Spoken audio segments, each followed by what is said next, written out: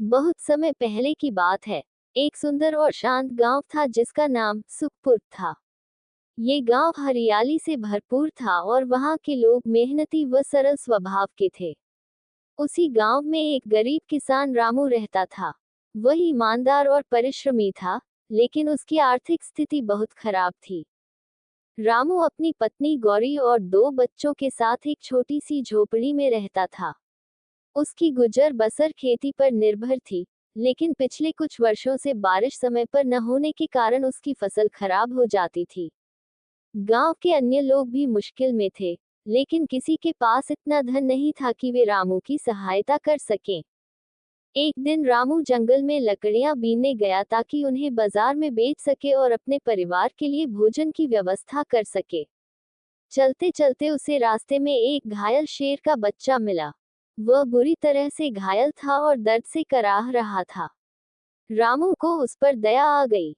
हालांकि उसे डर लग रहा था कि कहीं मां शेर पास में ना हो, फिर भी उसने हिम्मत जुटाई और शावक के पास गया। उसने ध्यान से देखा कि उसके पैर में एक गहरी चोट थी और वह चल नहीं पा रहा था। रामू ने मन में सोचा, अगर मैं इसे छोड़ दूं तो यह मर जाएगा, और अगर मैं इसे अपने साथ ले जाऊं तो इसकी मां मुझ पर हमला कर सकती है। लेकिन उसका हृदय करुणा से भर गया।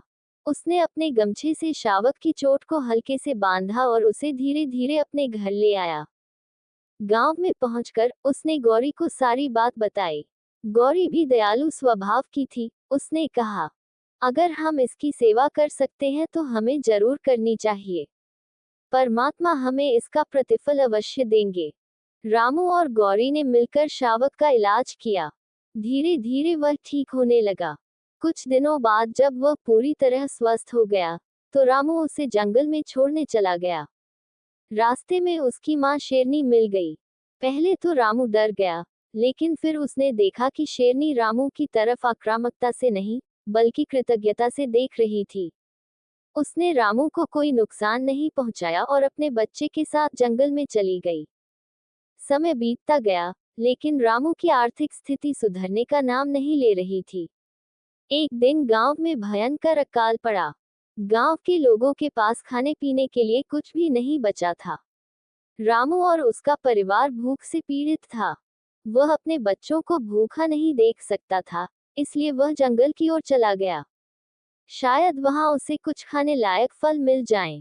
चलते चलते वह उसी स्थान पर पहुंचा जहां उसने शावक की मदद की थी। अचानक उसने देखा कि वही शेरनी और उसका बच्चा सामने खड़े थे। रामू डर गया कि कहीं भूख के कारण शेरनी उस पर हमला न कर दे। लेकिन आश्चर्य की बात यह थी कि शेरनी ने उसके पास आकर एक गड्ढे की ओर इशारा किया। रामू हिम्मत करके वहां गया और उसने देखा कि गड्ढे में सोने और चांदी के सिक्के पड़े थे। ये देखकर वह आश्चर्यचकित रह गया।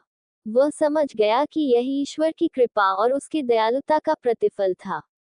वह सिक्के लेकर गांव लौटा और वहां के लोगों की सहायता करने लगा। इस तरह रामू की दयालुता ने न केवल उसके परिवार को बल्कि पूरे गांव को अकाल से बचा लिया। रामू के इस कार्य से पूरा गांव प्रेरित हुआ। लोगों ने समझा कि दयालुता केवल दूसरों की सहायता नहीं करती, बल्कि अंततः हमें भी लाभ पहुंचाती है। रामू अब गांव का सबसे सम्मानित व्यक्ति बन चुका था, और उसने अपने जीवन में कभी भी दया और करुणा को छोड़ने का विचार नहीं किया। ये कहानी हमें सिखाती है कि सच्ची दयालुता केवल दूसरों को राहत पहुंचाने तक सीमित नहीं होती, बल्कि वह एक ऐसा बीज है जो भविष्य में हमें ही फल प्रदान करता है। दयालुता का फल अवश्य मिलता है। किसी की मदद करने से हमें स्वयं भी खुशी और संतोष प्राप्त होता है। कभी भी अपने स्वार्थ के लिए निर्दयी मत बनो, क्योंकि दयालु व्यक्ति की ईश्वर सहायता करते हैं।